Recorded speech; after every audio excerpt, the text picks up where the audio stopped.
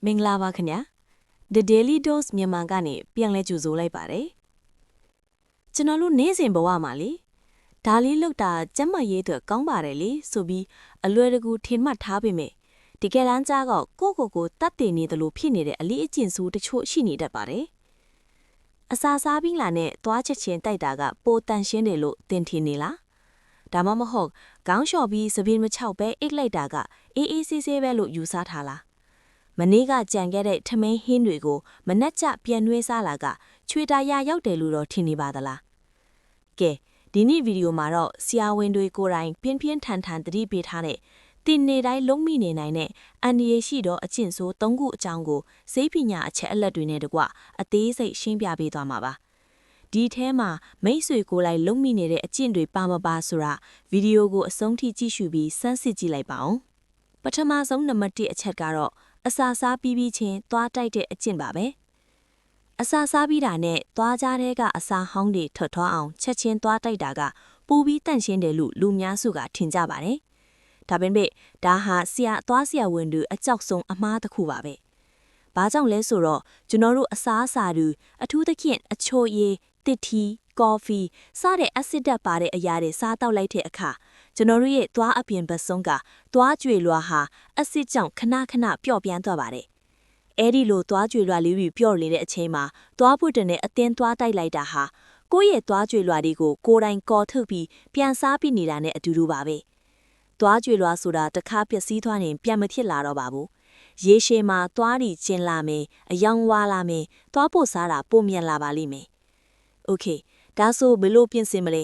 ဲအစာစားပြီးရင်ရေနဲ့ပလုတ်ချင်းတာမျိုးပဲလုပ်ပါသွားတိုက်ချင်တယ်ဆိုရင်တော့တဝေးကနေသွားချွေလွှာကိုပြန်လဲမာကြောလာအောင်အချိန်ပေးတဲ့အနေနဲ့အနည်းဆုံးမိနစ်30ကတနာရီလောက်စောင့်ပြီးမှသာသွားတိုက်တင်ပါတယ်ခင်ဗျာဒုတိယနံပါတ်2အချက်ကတော့မင်းကအေးတွေရောယောက်ျားလေးတွေပါအလုံးများလို့ပဲဖြစ်ဖြစ်ပြင်းလို့ပဲဖြစ်ဖြစ်လုံးမိတတ်တဲ့ခေါင်းလျှော်ပြီးစပြင်းမချောက်ပဲအိပ်ရဝင်ခြင်းပါပဲဒီအချင်းကတင့်ရဲ့ဦးနောင်နဲ့ဦးရေးပြိုင်ကိုကြီးကြီးမားမားဒုက္ခပေးနေပါလေ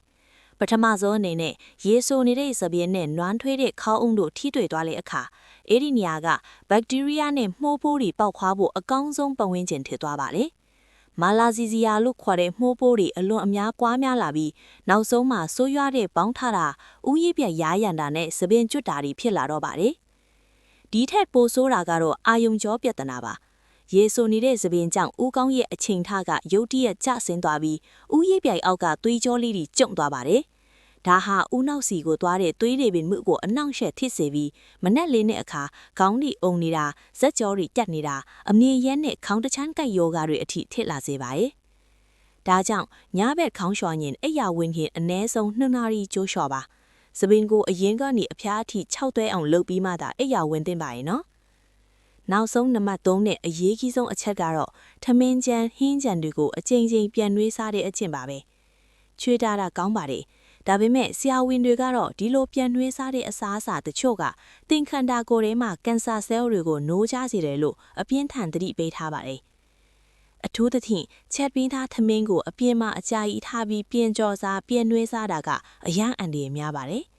်ထမင်းမှာ Bacillus cereus လို့ခေါ်တဲ့ဘက်တီးရီးယားတွေခိုးအောင်နေတတ်ပြီးသူတို့ကအဆိပ်အတောက်တွေကိုထုတ်လွှင့်နေပါတယ်။အဲဒီအဆိပ်တွေကမီးနဲ့ပြန်အပူပေးပြန်ကြော်လိုက်လဲမသေးသွားပါဘူး။ဒါကိုဆေးပညာမှာထမင်းကြော်ယောဂစုလို့တောင်ခေါ်ပြီးဆိုးရွားတဲ့အစာစိတ်သိမ်မှုတွေကိုဖြစ်စေပါတယ်။ဒါအပြင်ဟင်းတွေစီကြော်တွေကိုအချင်းချင်းပြန်နှွေးတဲ့အခါစီထဲမှာရှိတဲ့ဒိုင်ယာဖျူဝဲစေတွေပြောင်းလဲသွားပြီးကင်ဆာဖြစ်စေနိုင်တဲ့ဓာတ်တွေထွက်ပေါ်လာပါတယ်။အာလူမုံကြက်ဥနဲ့ဟင်းတွေရန်လိုအရွက်တွေကိုပြန်နှွေးစားရင်အစိတ်တောက်ဖြစ်စေနိုင်ကြီးတိုးများပါတယ်။ဒါကြောင့်စားနိုင်တဲ့လောက်ပဲချက်ပါ။ပိုသွားရင်အပြင်မှာမထားဘဲအေးခံပြီးရေခဲထိတ်ထောင်းမှချက်ချင်းထဲပါ။ပြန်နှွေးစားရင်လည်းတစ်ချိန်ထက်ပိုပြီးထပ်မနှွေးပါနဲ့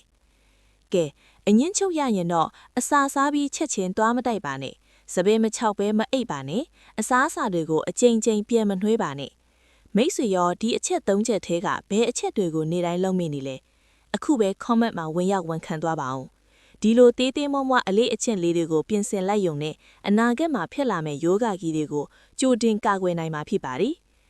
တင်းရဲ့မိသားစုနဲ့မိတ်ဆွေတွေလည်းသိရှိပြီးစင်ကြင်နိုင်အောင်ဒီဗီဒီယိုလေးကိုအခုပဲ share လုပ်ပြီးမျှဝေပေးလိုက်ပါအောင်နော် နောက်ချက်ကျမ်းမာရေးနဲ့ပတ်သက်တဲ့အသိပေးဗီဒီယိုလေးအမြဲစောင့်ကြည့်နိုင်ဖို့ကျွန်တော်တို့ရဲ့ Daily Dose မြန်မာ Channel ကို Subscribe လုပ်ထားပေးပါအောင်ခင်ဗျာအချိန်ပေးကြည့်ရှုပေးတဲ့အတွက်ကျေးဇူးတင်ပါတယ်အားလုံးပဲကျမ်းမာချွင်လန်းကြပါစေ